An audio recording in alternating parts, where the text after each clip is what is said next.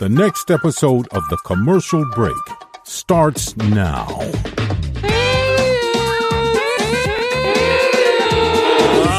Puts a smile on your face, cats and kittens. Welcome back to The Commercial Break. I am Brian Green. This is my dear friend and gorgeous co-host, Kristen Joy Hoadley. Best to you, Chrissy. And best to you, Brian. And best to you out there in the podcast universe. Thanks for coming back. We appreciate it. Welcome back. Welcome back. Where do we go? I don't know. Welcome back. Welcome back. Since the average age of our listener is 75. They won't get that. They won't get that. But... Man, have we had a lot of people sending in emails lately.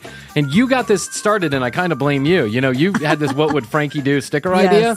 And then you started mentioning it long before we even thought about putting the sticker together. So we've had people emailing for weeks, and we finally just got it, sent it off for creation. Yes. So we got a lot of people. I'm checking that phone constantly, with the updates on the emails and stuff. And we got a lot of listeners writing in wonderful comments, just lovely things. You're all saying lovely things. I got to say this. We got a lot of trucker friends. A lot of trucker friends. I love this. And, that's when I tend to listen to podcasts in your truck too. Is in my truck. Yeah. In the cab of your truck? When I'm driving. When you're driving. Mm-hmm. Yeah, well, it's the best time, I think, to knock out an episode of The Commercial Break is when you're driving, sleeping, or having sex. Best podcast to fall asleep to. Yes. So I'm checking that phone constantly, trying to get making sure we're staying up to date on all the emails. So I want to say hi to all of our trucker friends. Big honk honk to you. And what do they do? Yeah. I used to do that when I was a kid. I would go by the truckers and do the honk honk sign, and they would do it. And we would love it in the car. We would be like, pull over to the truck stop and jump in their cab for a few minutes. I saw. I would be with my parents. Oh, I don't know what kind of parents you have. They're looking to make a little extra cash. I don't know. Could have been. They missed out on an opportunity. Okay, settle down before we get into Hunter Biden territory. So, I just think about all these truckers. As one young lady wrote into us, and she said, on my long hauls, sometimes 9 a.m. to 11 p.m., she's driving, and she's like, I just love to listen to The Commercial Break. I think you guys are great, and we think you're great. Thanks to all of our trucker friends. We love it. So write in, and then we'll give you a sticker. You can put it on the back of your cab. Swear on all that's holy. You're getting a name drop, and you're getting something special in the mail if you put that sticker on a truck or a car, and then you send us a picture of it, just like you did with the 21 EPM stickers. So thanks so much for everyone saying all these nice words. I don't believe it. We're blushing. I don't believe it. Not a word of it. We're blushing. I know. I think you just want free stickers. Flattery will get you everywhere. That's right. Do you and Jeff often argue? Like, are you guys?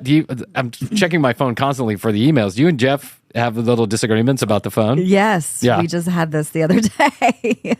I think it kind of builds up where rationally I know, like we're at that point in society where you're getting constant alerts. You're constantly, your phone, you got the Apple Watch, it's buzzing. And I look down and I'm like, Nordstrom sale, what? Nordstrom sale. So I've tried to cut back on the alerts because I did. I got, kind of irritated with Jeff. Like, you're always looking at your phone when we're trying to watch something and da-da-da. He's like, what if I'm not interested in the show? You want to watch? I'll still be here next to you. It's I'm just true. going to look at my phone, though. But that phone is like, it's such a source of stress at all times. Yeah. Now there is no separation between work and home. No. None. I got these fucking morons texting me at 1 a.m. asking me questions about podcasting. There's no boundaries. And I'm like, guys, can you send me an email that I can respond to 3.5 weeks from now, as I usually do? Do I have to respond to your text right away? And by the way, homie, don't play that game. If you text me off hours, then I won't respond to you on purpose for a very long time, because I want you to know how rude it is that you're texting me at 3 o'clock in the afternoon. You think I'm working at 3 o'clock in the afternoon? I got better things to do with my time than sit around working.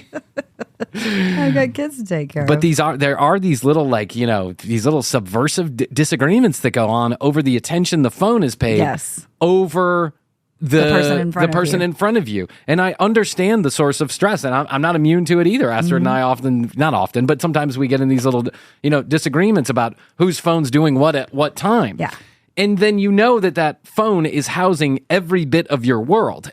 Absolutely every bit, every inch, every password, every message, every photo that you ever took is there. So you have to guard it like I mean, you have to constantly have it with you. And if you have a spouse or a girlfriend or a boyfriend, you have to guard that phone because you just don't really want them to know that you're into, pig dick sucking. Like, you just don't want them to know that, right? It's just not a thing you want them to know.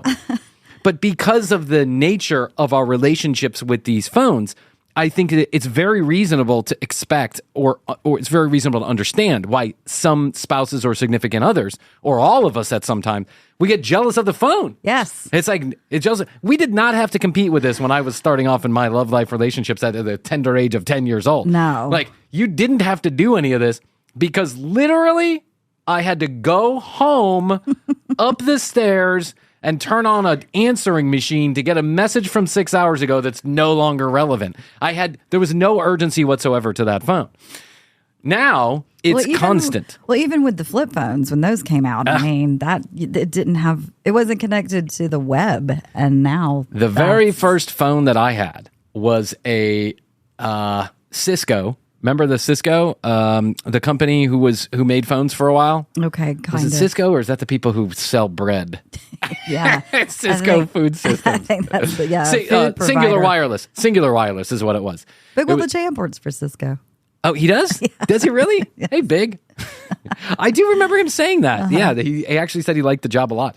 Singular Wireless, it was a Nokia phone is what it was. Nokia. And it was one of those big Nokia phones. Yeah, did it have the rubber antenna that would screw off? Of course it did. Yes. That was the rubber my first antenna, phone too. And this is how you would text. A. B. C. Yes. You would literally have to dial through the numbers to press those and text. So the only text messages that ever got sent or responded to were of the utmost importance. Plus, they were $2 a minute. $2 a minute? What kind of plan were you on? I was like $2 a text message. Yes, exactly. Yes, I'd get these bills. I was on a cell phone plan with my longtime roommate, and she'd get these bills like $285 for a month's worth of cell phone service, and she'd be like, "What the fuck are you doing?" And I'm like, "I don't know. I'm just responding to people when they text me." But that phone, man, ever since it got in my hand, I knew that it was trouble because it was a constant source of my attention. And now I have to be careful because now I have the 12 children. And so I don't want them to think that the phone is above them either. And that's easy to understand. These phones make life more complicated than they need to be. And that's why I'm all on board with this flip phone, back to the dial tone phone right. bullshit that everyone's doing right now. I think it might be time. Yeah. There's a scheduled time maybe that you get on your computer and you check your email and you do all of that. Otherwise, you got the flip phone for when people want to call or text. Here's what I started a long time ago, and I'm being 100% serious, and I think this has saved my literal brain. I check emails in the morning when I'm doing my number 2s and number 3s on the pee-pee-poo-poo toilet. I check my emails then, and then I check my emails at the end of the day. Yeah. That's the only time I check or respond to emails because I don't fucking care otherwise.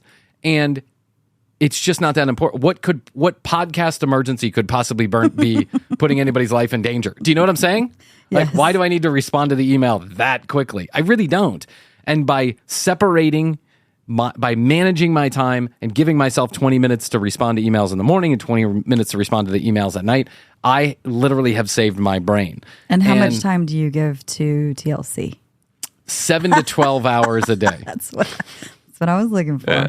If you weren't here right now, I'd be watching some shitty TLC show. It's on. I know. Another room. My Big Fat Gypsy Wedding. They got a whole new lineup of shows. They brought back My Strange Addiction. I blame us. I saw that. I blame us. I actually blame us. I saw that. I think we're in charge of this one because we started doing those My Strange Addiction shows. And listen, we're not that big. I actually don't blame us. But for some reason, it's been out of season for 5 years, and then all of a sudden it just starts popping up. I'm like, what if we had anything to do with it? I like to think I'm more important than I actually am.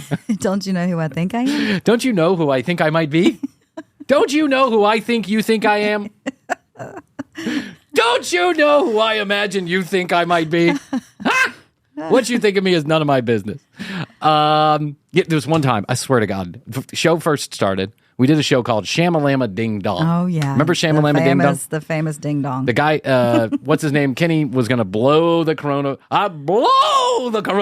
away. With his private jet. Yeah.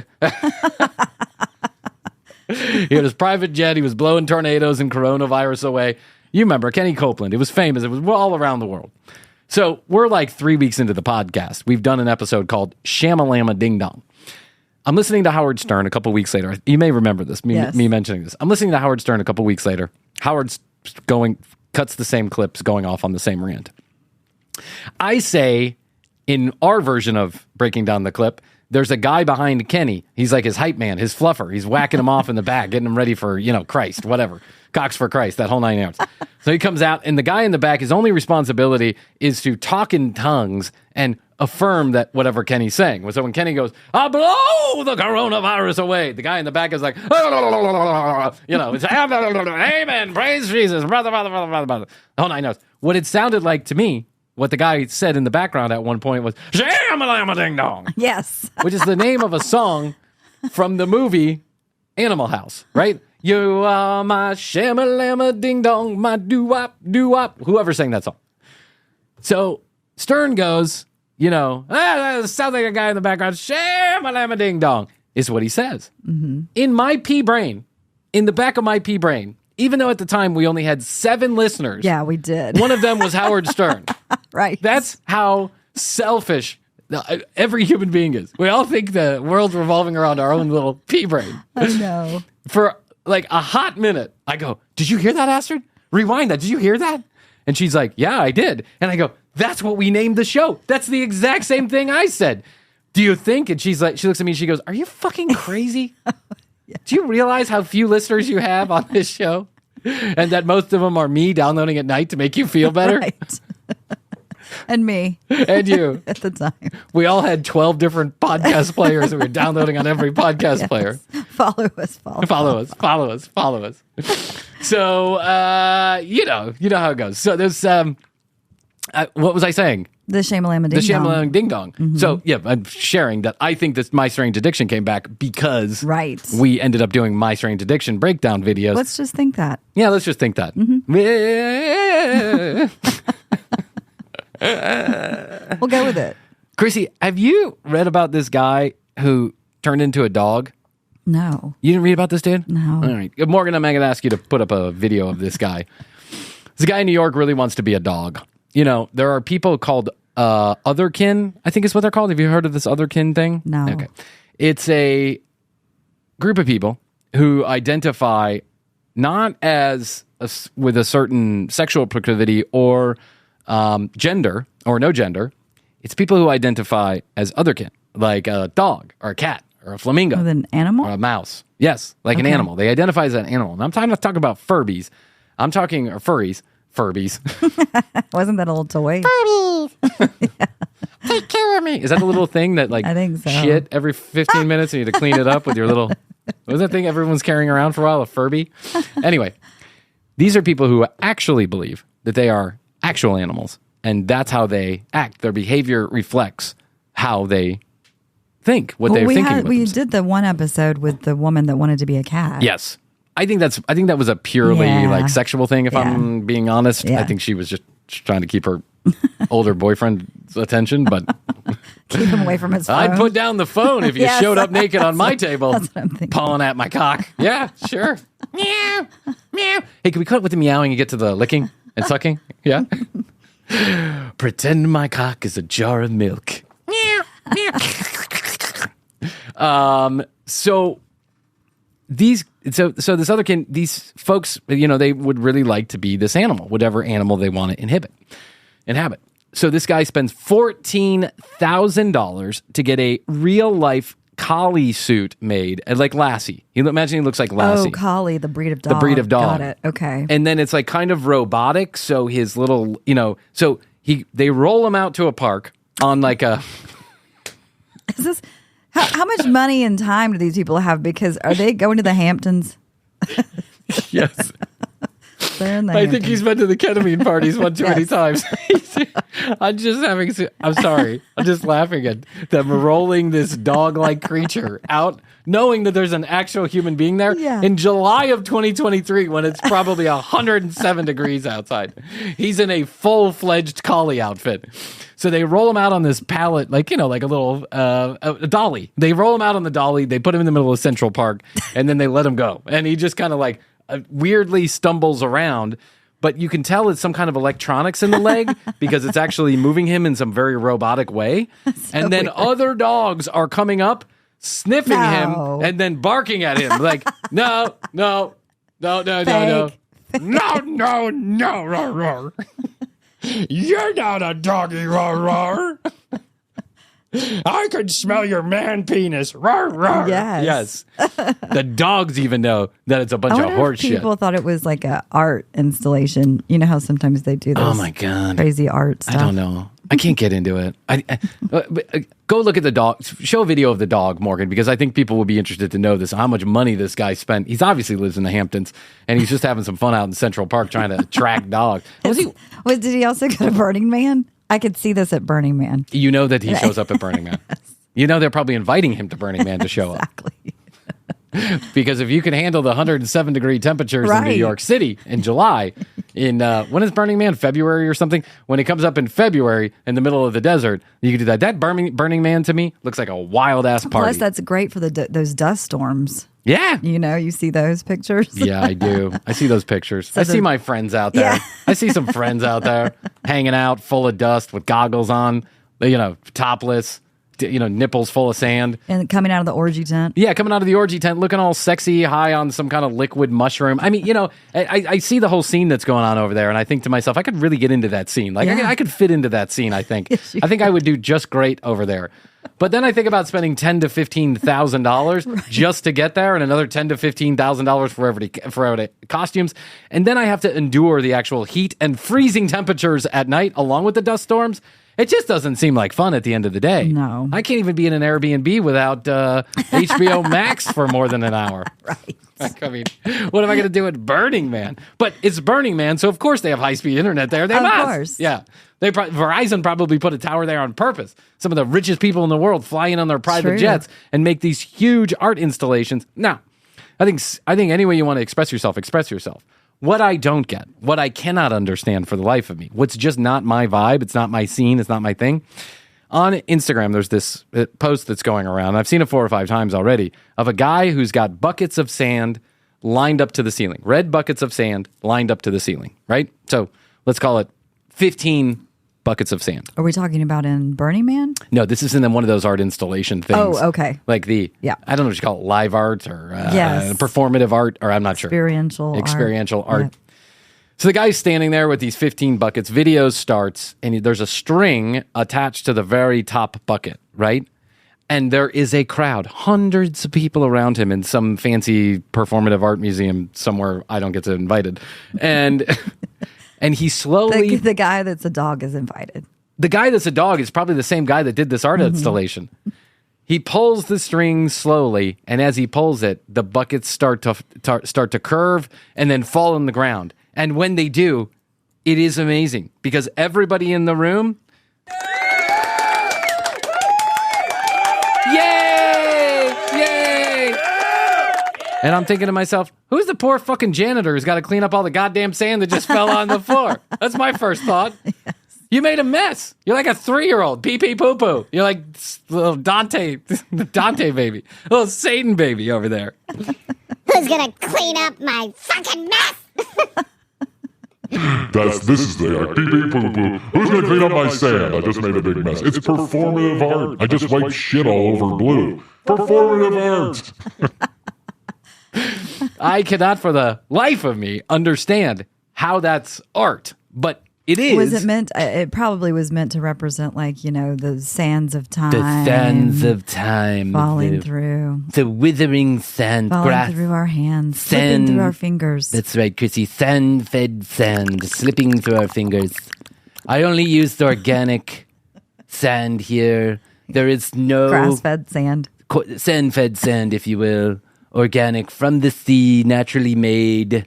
I'd made sure that no other sand particles were damaged in the collecting of the sand. I collected every sand by hand. It's a sand by hand performative art. It's hand-fed sand is what it is, Chrissy. Nice. And now it's fallen on the ground. We've destroyed it like all human beings eventually do. I would like to now introduce you to my next masterpiece. Crackers in bed.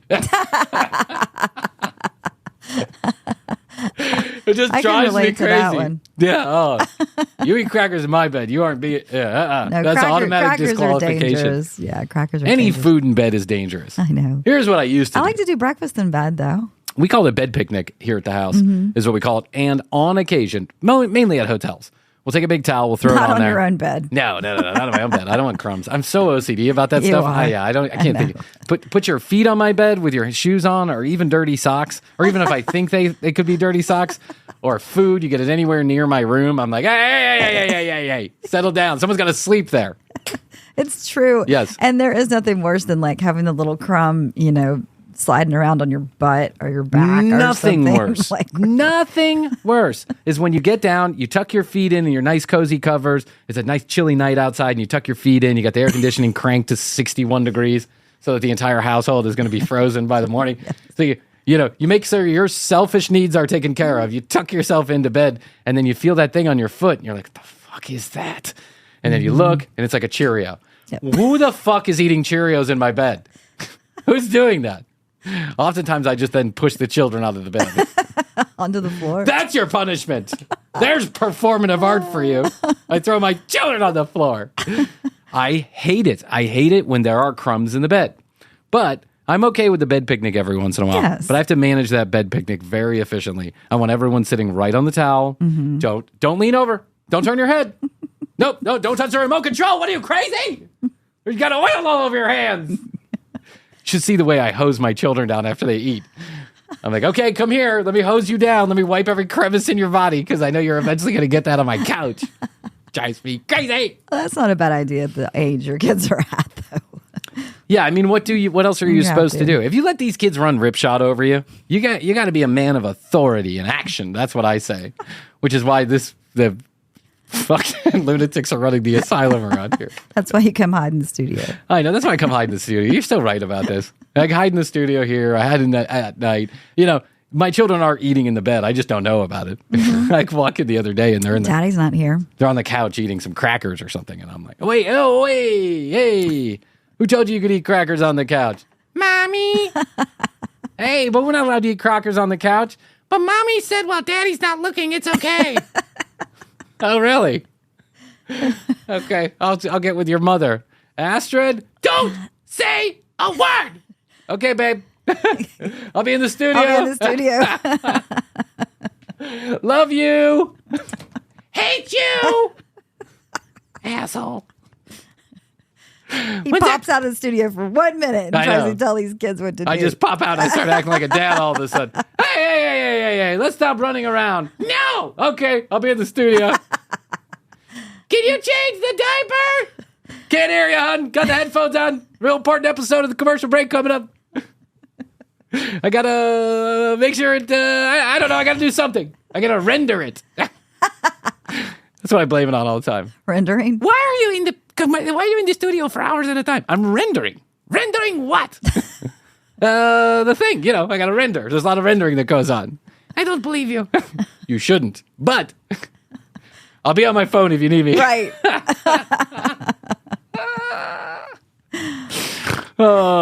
Speaking of stuff that's failing, I was trolling on the internet, Well, as you do. as I do like to do. And you know what I found? I found Adam the Liar has What? changed his persona yet again. No way. So, for those just joining the show, Adam Lyons is a pretty representative. He's a representative figure of what goes on the internet quite often that I've noticed, especially with artist. people who have been around for a long time. Pickup artist, entrepreneur, businessman, polygamist, three-way fucker. Extraordinaire. This guy changes outfits like Taylor Swift. Honestly, never is he the same person in two videos. And that's why we call him Adam the Liar. He also doesn't know exactly what he's talking about on any of them. He gives horrible advice. He's a terrible pickup artist. I don't know what he's entrepreneuring. I don't know. You can't stick with one thing for 5 minutes. So how would you fucking know? But the guy is he just is an all-round YouTube talker. That's all he does. He just talks.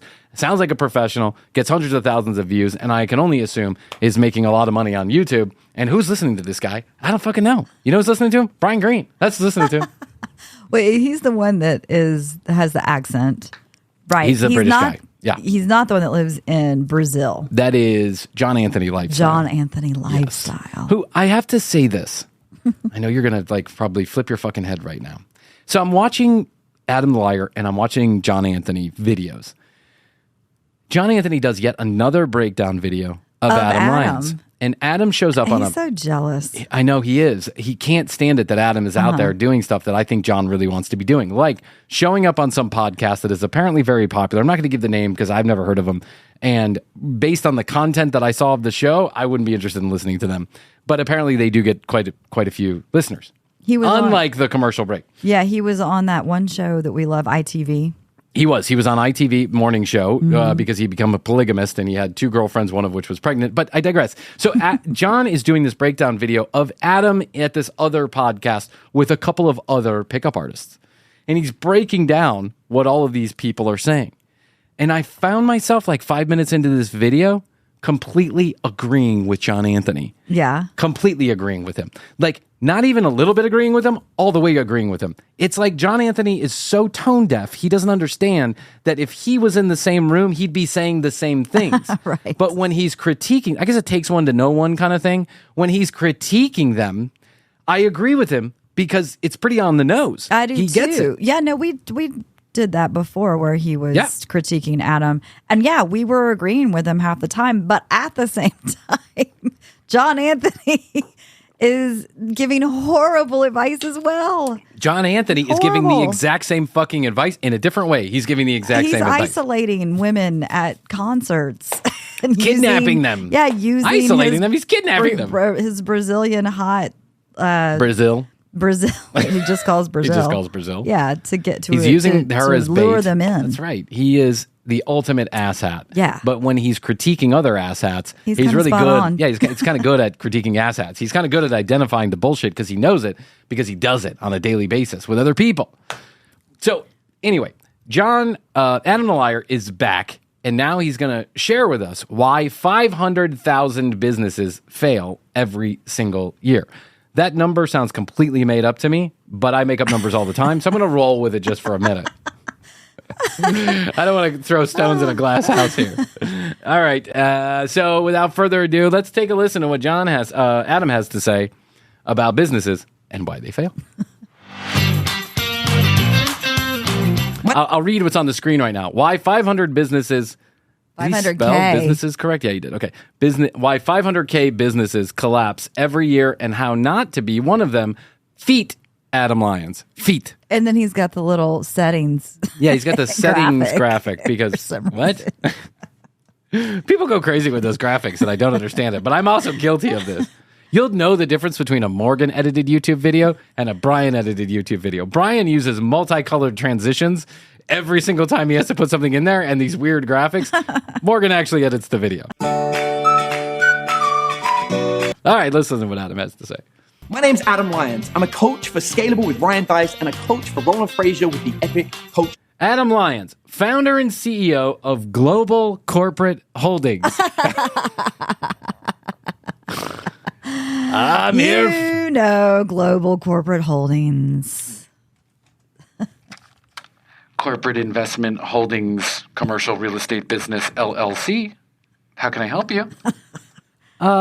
Yeah, I'm just making sure I got a hold of the right place. Is this CDSGWCTY LLC? That's right. Corporate Global Holdings Worldwide Incorporated Businesses LLC. How can I help you? I was just wondering what you do. I just saw a video from a guy named Adam, and I was wondering what you do. What do you need us to do, sir? I don't know. I was thinking about holding my corporates. Yes, we can hold your corporates for you. We actually have a subsidiary called Global Corporate Holdings. Oh, that's perfect. I just need someone to hold my corporates. That's great. Let me connect you with the Global Corporates. Hold on one second.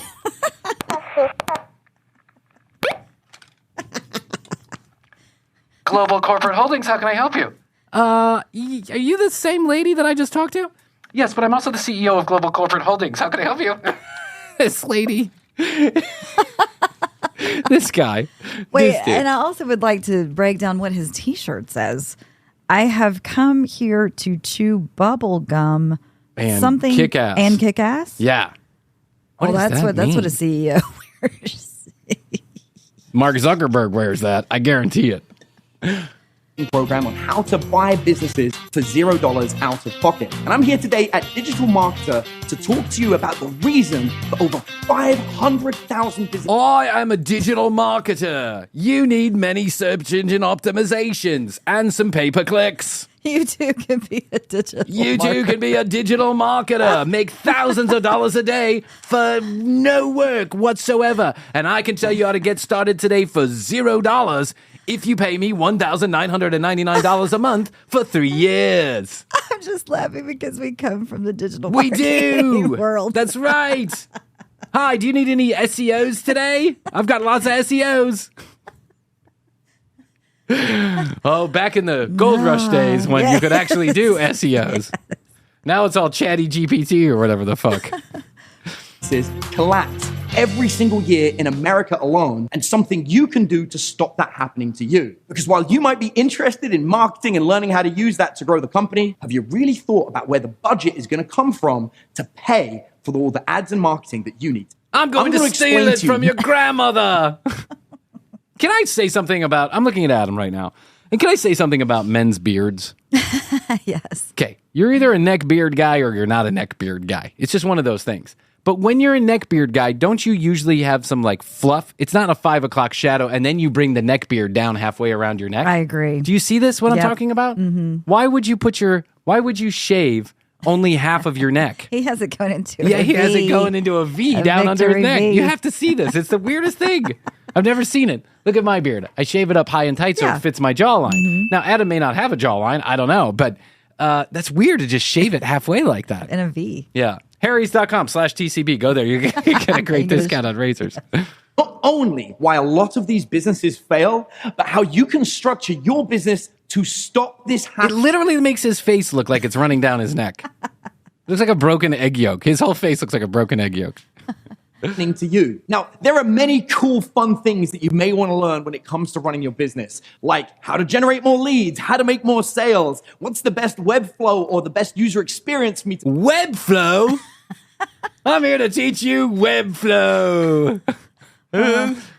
Watch all that money come flowing into your account and then flowing back out to my account as you pay me for my expertise in web flows. And holdings. I can see this word becoming a new buzzword. Web Make flow. $1 million a month from home doing web flows.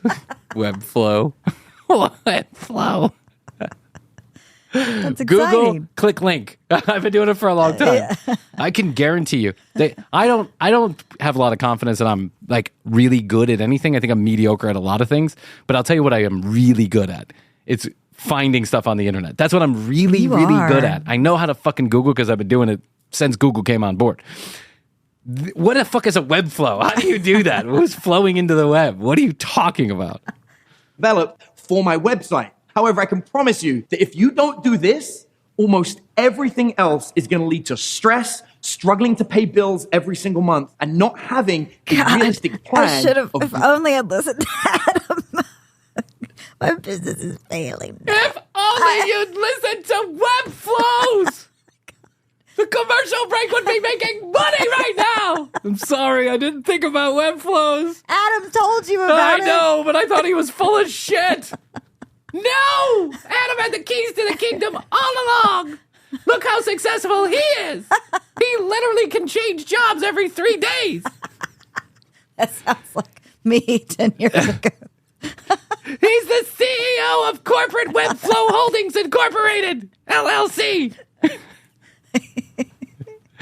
Growth and scale. It all comes down to how do you actually think about the way you run and structure your business. I can almost guarantee you that the way most business owners operate until they're earning at least $5 million a year or more is to structure their business based on this is the amount of money I've received. I'm going to pay this out to pay all the bills that I have to pay. And whatever money's left is the money I'm going to have to continue on. Most of these businesses... Sounds like pretty good accounting practices. Yeah. Instead, you should not pay any of those bills. Yeah, you're doing it Don't wrong. pay the bills. Money you just make comes- $5 million. That's right, Chrissy. $5 million comes in, you pay $4 million to Corporate Holdings LLC Incorporated. Whatever's left over, you pay the Whatever's bills. left over, then you pay the bills. Don't worry about it. Trust me, It's it'll the all flow. come clear. It's part of the web flow. Actually driven by expenses. I need to hire more people. I need to learn more things or pay for more software. And all of those expenses mean you have to make more sales in order to catch up. And this is the essence of a cash flow business. Every single time you're essentially paying out to make sure that you can survive for another month. It creates stress. It creates drama, but more. It creates a business. That's what it does. It's called a budget. It's called a P&L, or whatever you want to call it. I don't know what the fancy terms are. Yes. I'm not a CFO of anything. It's stressful to pay bills, but if you want to grow and do anything with a business, you have to have expenses. Yeah, but I will say this. He is right about one thing, is that 90% of businesses that fail because they can't manage the cash flow during growth phase. Right. And so we understand this here at the commercial break. We can't manage cash flow because there is no actually flowing cash.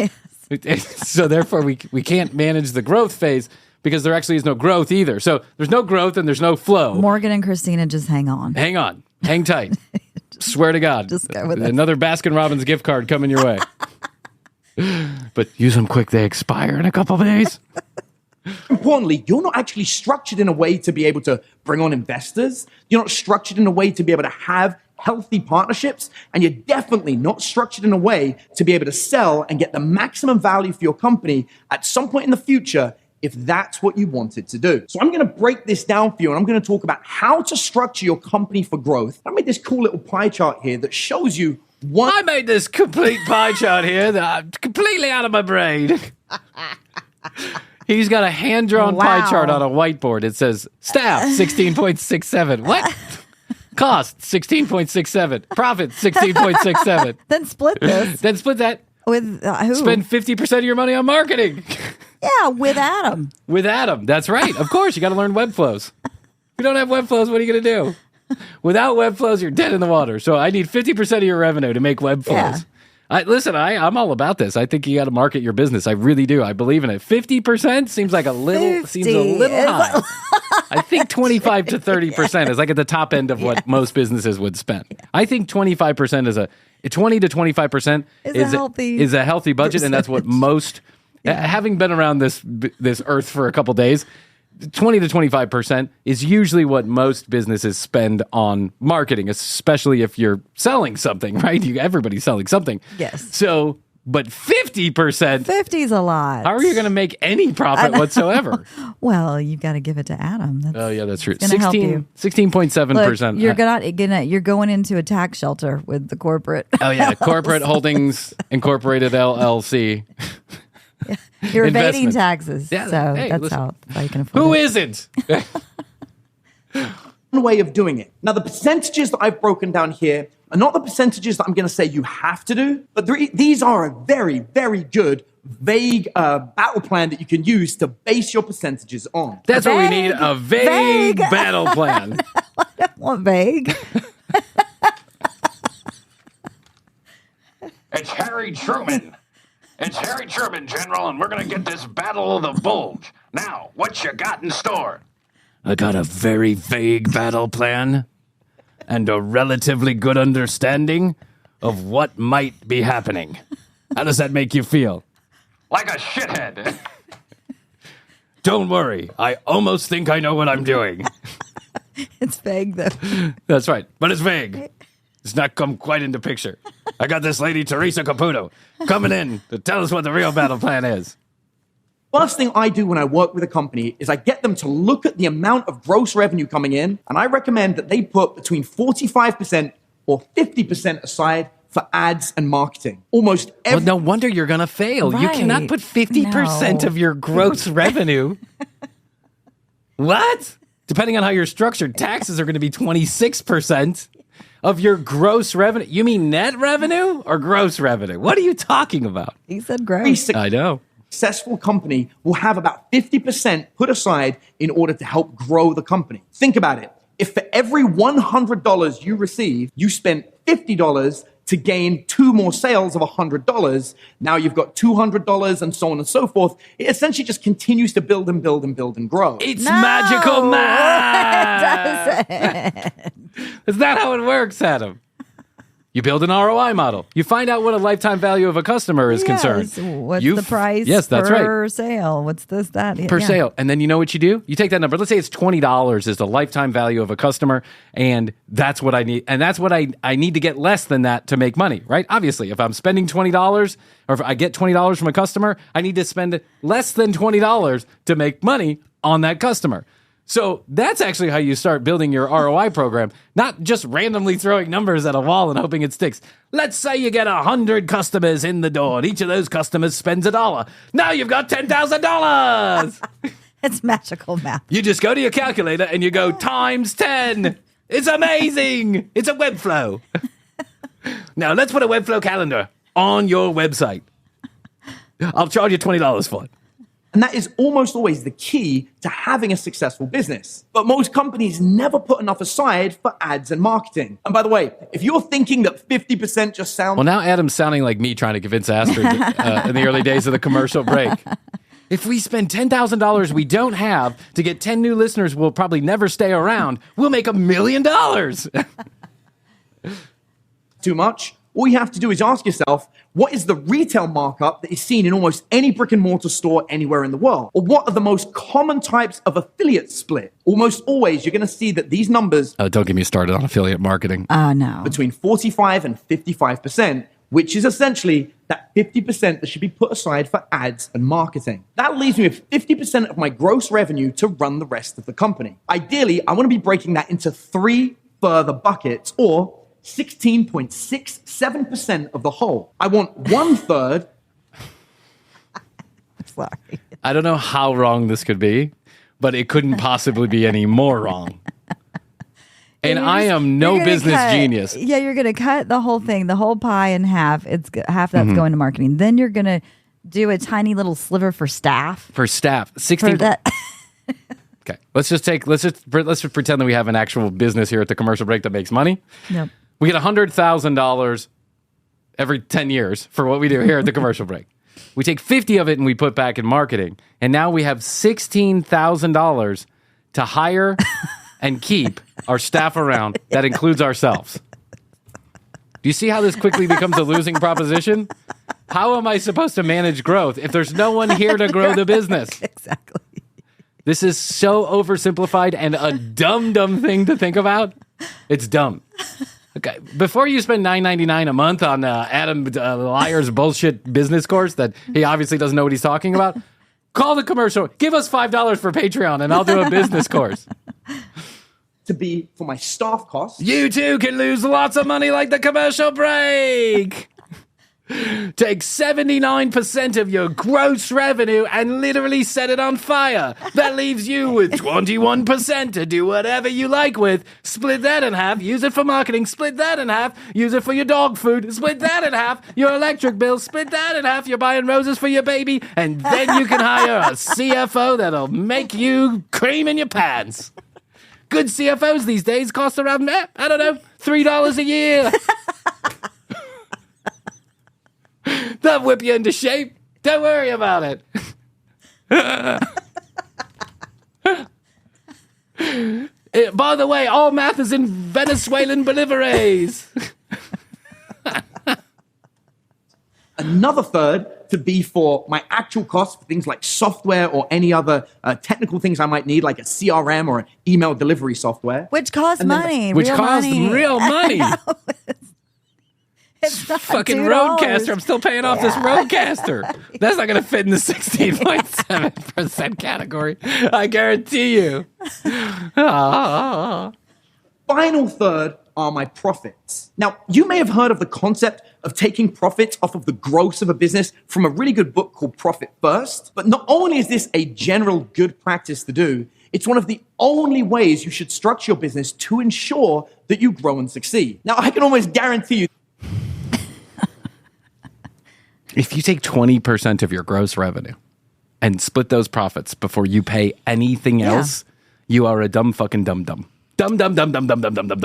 I don't get this. I don't get where he's getting this information from. How do you just throw numbers up like that and just pretend like, No, and then he's calling it a third, but it's not a third. It's a third of 50%. It's a third of 50%, which is, let me do the math real quick. Hold on 1 second. 16.67. Yeah, hold on. It's 17th 100ths of a seventh. I just did the math for you.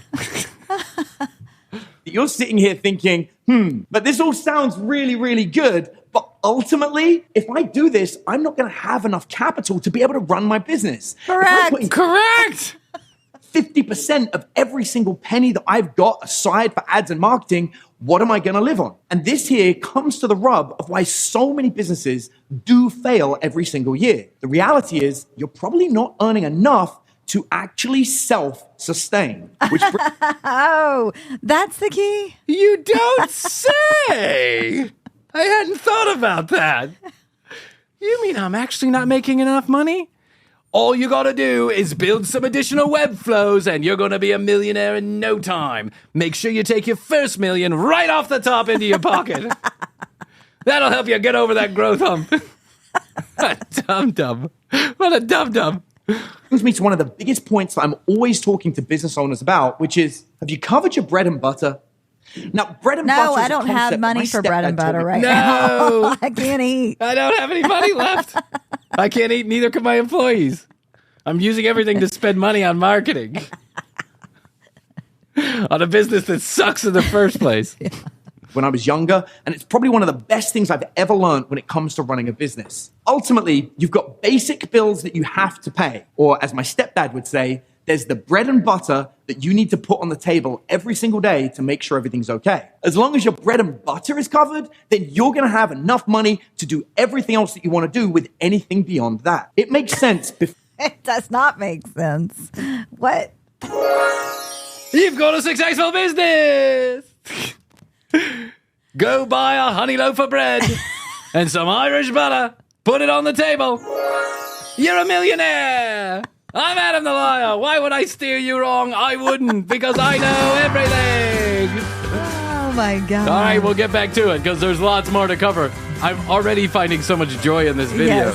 Yes. Because it's like he's tracking the commercial break. And our mathematics... This is what failing businesses do, not what successful businesses do. I think he got the title of the video wrong. It should have been, how I actually tanked 500,000 businesses 2022. I love that this is still like some of the crazy math he was using to apply to women. Remember? Yes. I mean, yes, he was doing this with women. He was doing it with Instagram. He was doing it with, I don't know, polygamy. I mean, this guy is just one of a kind. He is. You got to give the guy credit for reinventing himself.